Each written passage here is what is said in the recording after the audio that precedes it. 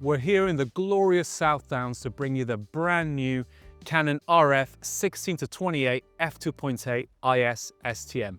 Let's find out what it's all about.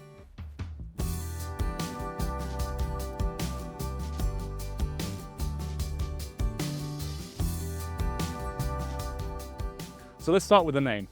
It's called the Canon RF 16-28 f2.8 IS STM. So let's break that down a little bit. So 16-28 is obviously the focal range that it has, the zoom range that it has.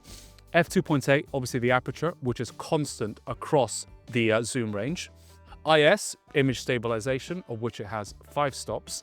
And finally, STM, which stands for stepper motor, which is basically what drives the autofocus system inside the lens. So next we have the actual glass construction of this lens. Now, this lens contains UD, which is ultra low dispersion, and a spherical element, both of which are helping towards reducing chromatic aberration in your images.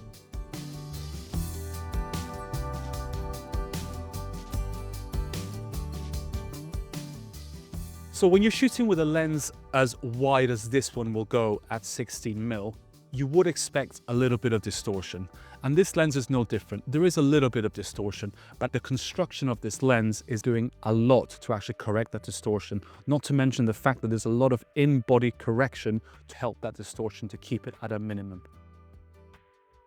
Now, I'm not much of a pixel peeper, but it is good to see how the lens is performing as you step up on the aperture. I was incredibly impressed about the lack of distortion even in the corners. In fact, I would even say that the corner performance on this lens is absolutely fantastic. Come on, baby. Come on, baby. Let's do it. Come on. Jesus. Oh, this is when the Gore-Tex boots come in handy, bro. Okay. So as you can see, I've got the Canon R8 here, and to this I've got mated the 28 to 70 f2.8, which is a fantastic counterpart to this lens. So obviously we have 16 to 28, and then this one picks up where this one leaves off, so 28 to 70. And I think it's really nice having these lenses side by side, because if you don't like shooting with primes, or even if you do like shooting with primes, I actually find these two lenses cover, I would say, most eventualities, which I think is fantastic. And they're both incredibly lightweight as well.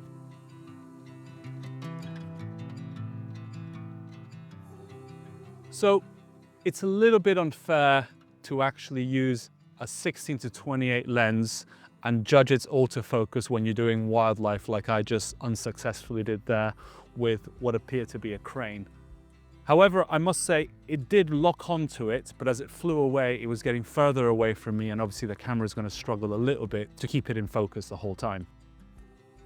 However, I would say with this lens, if something is reasonably close, I think it'll do a pretty good job of getting things in focus. When I set it to animal AF, it actually tracked our roving cameraman, George, really beautifully as he walked towards me. So I do know that it works really, really well.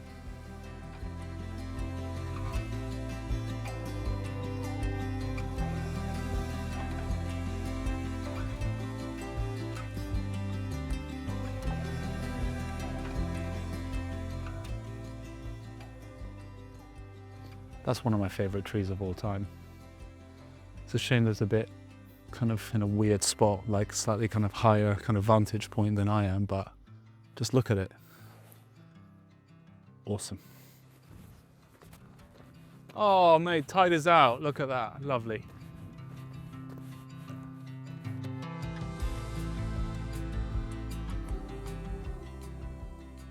It's important to mention that this lens is a pre-production model that we have here. So I don't have the exact specs as to what the weight actually is of this lens. However, what I can say is that considering that this is a 16 to 28 f2.8, it is extremely light.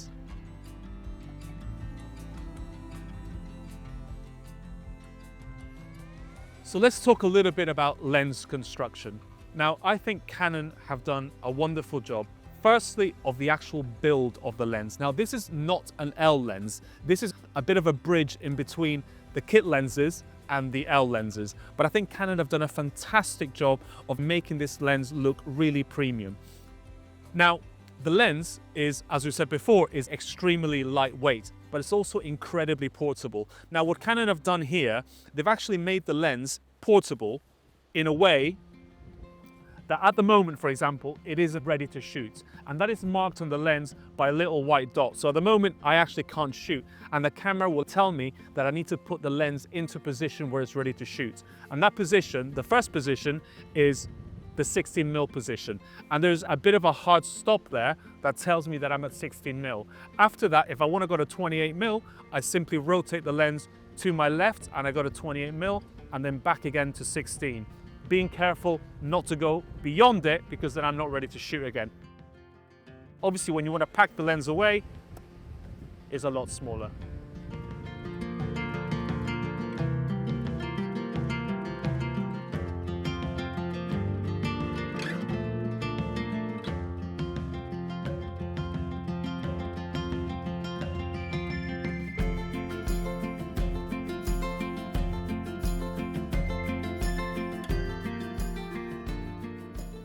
So a couple of more interesting bits about the 16-28.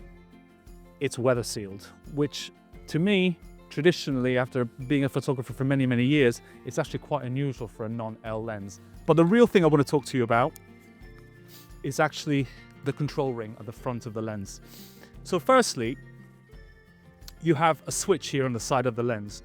So the first part of it reads AF. So if you have it on AF, it means that you can program the ring to do a number of things. You can set white balance, you can make it change aperture, shutter speed, even your picture profiles. It's pretty much whatever you want. If you then have it on manual focus, the ring will work effectively like a focusing ring. As you can probably see, the only two rings on this lens are the zoom ring and the control ring. So at the moment, I've got it set to AF and I've got it in control mode, which means that now I've got that programmed to control my aperture.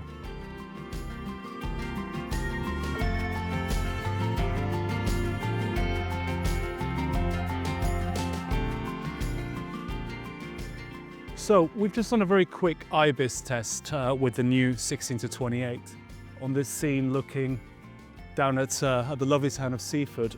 And the lens is quoted as having about 5 to 5.5 stops of image stabilization. That's optical image stabilization. So that's just the lens before you actually mount it onto a camera.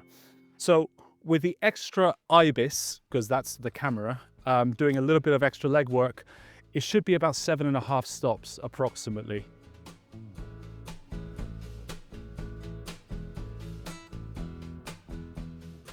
So what are my initial impressions on the 16-28 after shooting with it for about a day and a half? Well, I loved it. We've used it mainly as a landscape lens over the last kind of day or so, and it was absolutely awesome for that. I didn't think I would like it as much as I did. 16mm is a little bit wide for me, but for what we were shooting today, it was absolutely fantastic. So who is this lens for? Well, quite obviously, landscape photographers, people that actually want to lighten up their kit as well. This together with a 28-70, which is its natural counterpart lens, make a fantastic addition for those people that want a fast aperture lens that is extremely flexible, but also extremely lightweight. It gets my vote. Thank you for watching, and I'll see you next time.